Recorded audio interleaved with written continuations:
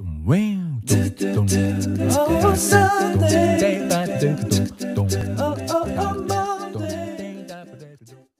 Hi everyone, welcome back to my channel. My name is Imani and you are watching First Glimpse My Baby and आज मैं बहुत ही ज़्यादा important topic को cover करने जा रही हूँ एंड टाइटल देख के आपको पता चल गया होगा मैं कॉलिक के बारे में बात करूँगी। इसमें मैं आपको बताऊँगी सबसे पहले तो कि पेरेंट्स लोगों को ऐसे समय पे क्या करना चाहिए, बिकॉज सबसे ज़्यादा जो अफेक्टेड होते हैं बच्चा तो होता ही है, ठीक है, उसको पेन हो रहा है, बट पेरेंट्स लोग भी कहीं ना कहीं इससे अफेक्ट हो जाते हैं।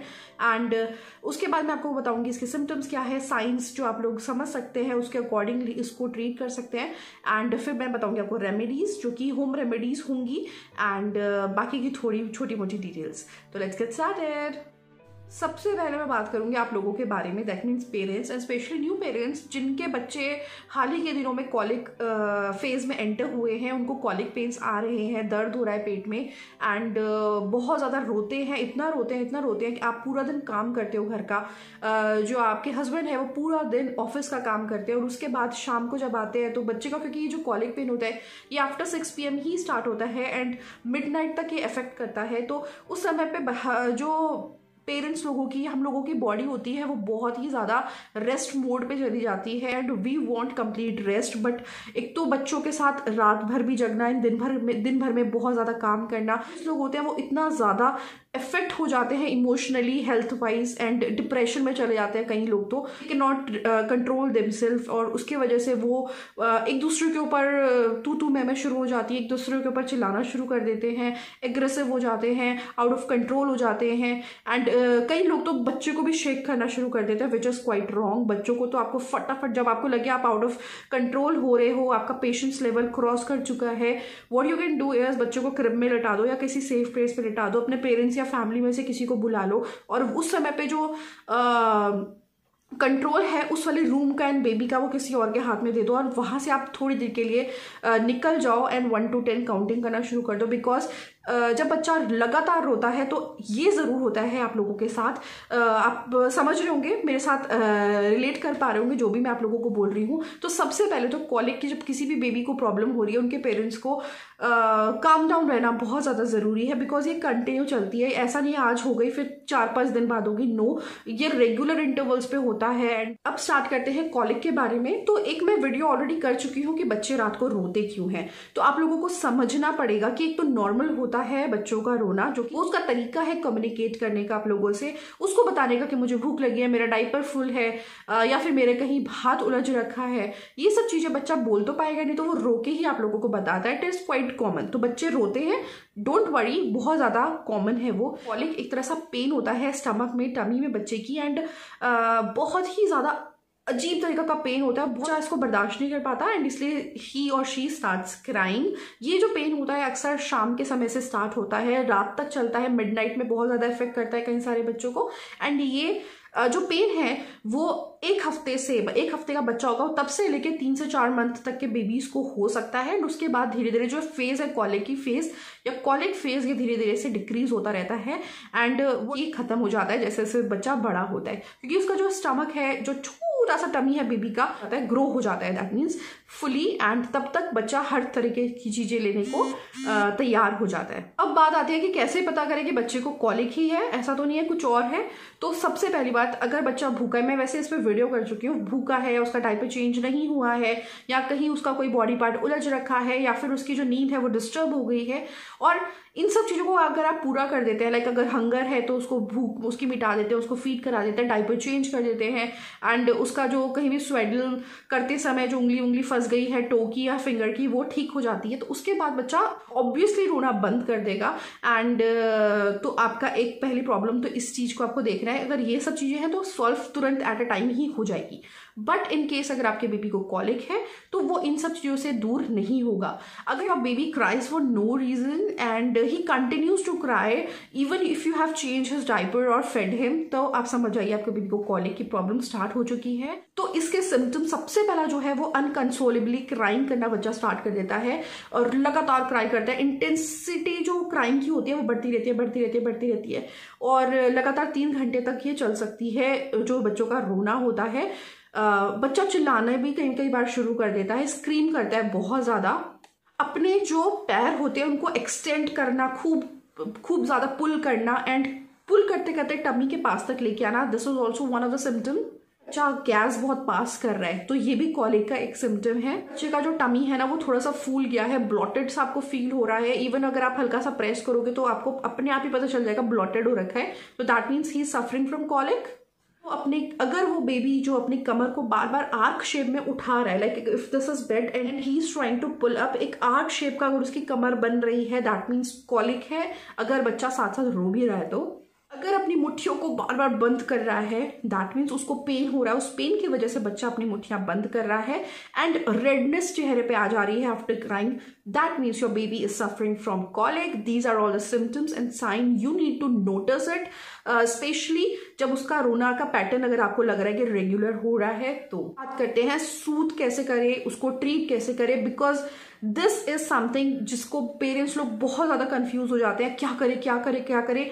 एंजाइटी लेवल उनको ऑलरेडी अप होता है बिकॉज आप लोग एक दूसरे के ऊपर गुस्से के लाइक गुस्सा कर रहे होते हैं, एक दूसरे के ऊपर चिढ़ रहे होते हैं एंड लूजिंग स्टेट होती है। एंड उस समय पे आप लोगों को फटाफट से कुछ स्टेप्स में आगे बताऊंगी वो करने हैं एंड उनमें से कोई ना कोई जरूर कामयाब होगा। विद इन अ वीक आपको देखना पड़ेगा, नोटिस करना पड़ेगा कि क्या चीज उस पर काम कर रही है। तो जो सबसे इंपॉर्टेंट चीज जो मैंने अपने बेबी में खुद ट्राई करी है दैट इज हींग का पेस्ट। अगर बच्चे को कॉलिक है, सबसे पहली चीज what you can do is उसके ऊपर नेवल एरिया मतलब नाभि को छोड़ के बाकी चारों तरफ आपको गुनगुना पानी, थोड़ी सी चम्मच में गुनगुना पानी लेना है, उसमें पिंच ऑफ हींग मिला देना है, अच्छे से पेस्ट बना के रब उसके पूरा बाकी उसके पूरे नेवल एरिया पे उसको अच्छे से रब करना है। With in like half an hour बच्चे को बहुत ज़्यादा काम हो जाएगा, बच्चा दिन फील होगा, गैस पास करेगा, सबसे पहली जो चीज़ करेगा एंड धीरे धीरे वो कंफर्टेबल हो जाएगा एंड पॉसिबली वो सो भी जाए बहुत जल्दी। सेकेंड चीज जो बहुत इंपॉर्टेंट है वो आपको ध्यान रखना है कि कहीं बच्चा ओवर फीड तो नहीं हो रहा है। लाइक बहुत बार कॉलिक जो होता है वो इसलिए होता है क्योंकि आप 2 घंटे 2.5 घंटे से पहले ही दूध पिला देते हो। आप लोग हमेशा लाइक नर्वस होते हैं, न्यू पेरेंट्स हो, तो आप लोगों को अभी पैटर्न नहीं पता चल रहा है बच्चे को कब भूख लग रही है कब नहीं। अगर नॉर्मल भी बच्चा रो रहा है तो आप फिर तुरंत दूध पिला दिया, फिर 1 घंटे बाद फिर दूध पिला दिया, 15 मिनट बाद फिर दूध पिला दिया। बच्चे का एक प्रॉपर पैटर्न आपको बनाना पड़ेगा जो कि 2.5 आवर्स तक का वेराई करेगा, 2 to 2.5 आवर्स। एंड आपको अगर कंफ्यूजन हो रहा है आप अपने पीडियाट्रिशियन से भी कंसल्ट कर सकते हैं। एंड कितना अमाउंट में आपको दूध देना है, if you are giving breast milk तब कितना आप लोगों को घड़ी देख के आइडिया करना पड़ेगा। And if you are giving formula तो बॉटल से आप लोगों को मेजर करके पता करना पड़ेगा कितना देना है। एंड ओवर फीड बिल्कुल भी नहीं कराना है बेबी को।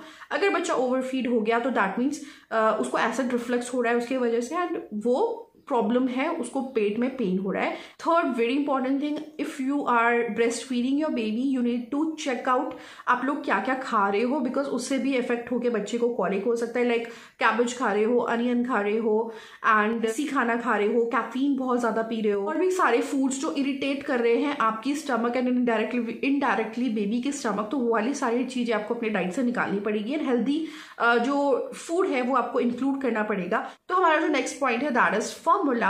आप लोग स्विच कर सकते हो इफ यू थिंक कि फॉर्मूला की वजह से प्रॉब्लम हो रही है, आपका बेबी फॉर्मूला पी रहा है जो कि उसको सूट नहीं कर रहा है, बिकॉज कई सारे फॉर्मूलाज ऐसे होते हैं जो डाइजेस्ट करने में बच्चों को प्रॉब्लम होती है। तो ऐसा कोई लो जो एक अच्छी ब्रांड का हो एंड कई सारे बच्चों पे जो टेस्ट हो रखा हो एंड उन बच्चों को वो सूट किया हो।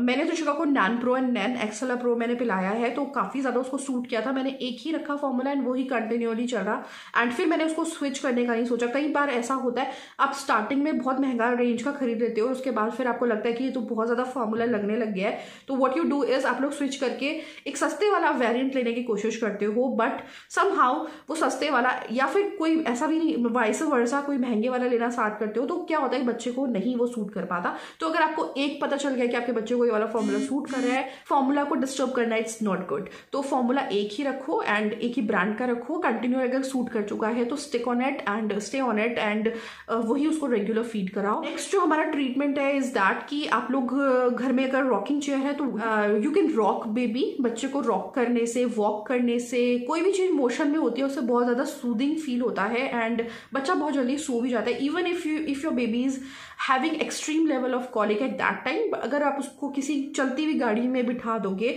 और बच्चे को कॉलिक है तो तुरंत से शांत हो जाएगा, इनफैक्ट सो भी जाएगा। और ये मेरा आजमाया हुआ तरीका है त्रिशिका के ऊपर। जब रात को बहुत ज्यादा उठती थी और रोती रोती थी, ऐसा रोती थी त्रिशिका एक टाइम पे तो कि मेरे को उसको समझ में नहीं आता था। हम सब उठ जाते थे घर के, कहाँ लेके जाए इसको, क्या करें, तो हम लोग फटाफट उसको गाड़ी में बिठाते थे और एक राउंड बस लगा के आते थे। सॉरी ये मेरा पेपर उठ गया। एक राउंड लगा के आते थे, तब तक वो सो जाती थी और डीप स्लीप में चली जाती थी एंड फिर उसका वो जो कॉलिक है वो ऑटोमेटिकली भी डिसअपियर हो जाता था। तो मोशन और body contact is very important at this time of pain, जब बच्चे को कॉलिक पेन होता है। एंड अगर आप रेगुलर मोशन में हो और रॉक कर रहे हो बेबी को, वॉक कर रहे हो, आपका बेबी को कॉलिक की प्रॉब्लम फील ही नहीं होगी, वो उसका जो माइंड है वो डिस्ट्रैक्ट हो जाएगा। रेमेडी है, नेक्स्ट जो ट्रीटमेंट है इसकी, आप लोग अपने बेबी को रेगुलर बर्प कराओ। इट्स नॉट लाइक कि बच्चा फीड करने के बाद ही बर्प लेगा। कई सारे पीडियाट्रिशियन पहले ही आपको बता देंगे कि एक ब्रेस्ट पे जब उसका दूध पिलाना हो जाता है, फिनिश हो जाता है, तो दूसरे ब्रेस्ट पे लाने से पहले you need to burp a baby. And same goes with the milk, अगर बच्चा बॉटल से पी रहा है तो आपको थोड़ी देर पिलाया, फिर आपको बर्प दिलानी है, फिर थोड़ा पिलाया, फिर बर्प दिलानी है। जो उसने गल्प कर ली है हवा इन बिटवीन, वो सब निकल जाती है थ्रू बर्पिंग एंड उसकी वजह से बच्चे को कॉलिक बहुत कम होता है। एंड एक और चीज है, एक और ट्रीटमेंट है, is a pacifier, but that pacifier should be without Honey. ना तो उसमें फिल्ड होना चाहिए, ना ही आपको उसमें लगा के देना है अपने बेबी को Honey, because honey is not allowed till 1 year. तो आपको बिल्कुल भी नहीं देना है, शुगर कंटेंट उसमें बहुत ज्यादा होता है, दांतें वगैरह, गम्स, ये सब खराब होने के चांसेस होते हैं। तो एक आजकल लेटेस्ट टेक्नोलॉजी वाले पैसिफायर्स आ रहे हैं जिसमें सिलिकॉन है एंड विदाउट हनी है, इटालियन ब्रांड के कीको के हैं बहुत सारे, तो आप लोग उसको चूज करें। एंड थोड़े से एक्सपेंसिव रेंज में है, but still it is good for babies colic. अगर बेबी को कॉलिक है, बच्चा बहुत ही जल्दी काम डाउन हो जाएगा। इनफैक्ट डॉक्टर्स भी एडवाइस कर रहे हैं कि you can give pacifiers but without honey वाला, एंड एक्सट्रीम लेवल पे ही पैसिफायर्स आपको देने हैं। नेक्स्ट रेमेडी है, in fact I will call it a treatment, it is lukewarm oil you have to take and massage it gently navel area में चारों तरफ baby के, उससे जो गैस होगी पास हो जाएगी एंड बच्चा तुरंत ही काम डाउन हो जाएगा। आपको खुद डिफरेंस नजर आएगा। And try it for a week, like try करो हफ्ते तक करना, धीरे धीरे उसका असर आपको दिखना स्टार्ट हो जाएगा। And this is one of my favourite to.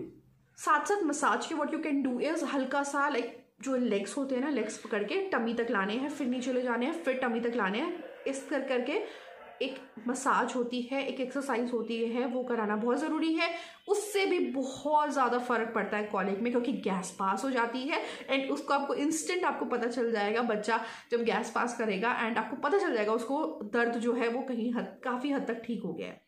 एक बहुत लेटेस्ट चीज अभी मार्केट में है, दैट इज व्हाइट नॉइज। 3 साल पहले भी थी बट बहुत कम थी, उसकी एप्स बहुत कम थी, बट अब बहुत ज़्यादा एप्स आपको दिख जाएंगी प्ले स्टोर पे एंड एप्पल स्टोर पे। व्हाइट नॉइज एक रिदमिक साउंड होती है, जैसे फैन को चलने की, ड्रायर को चलने की, मशीन को चलने की, ये आपको एप्स में मिलेगा।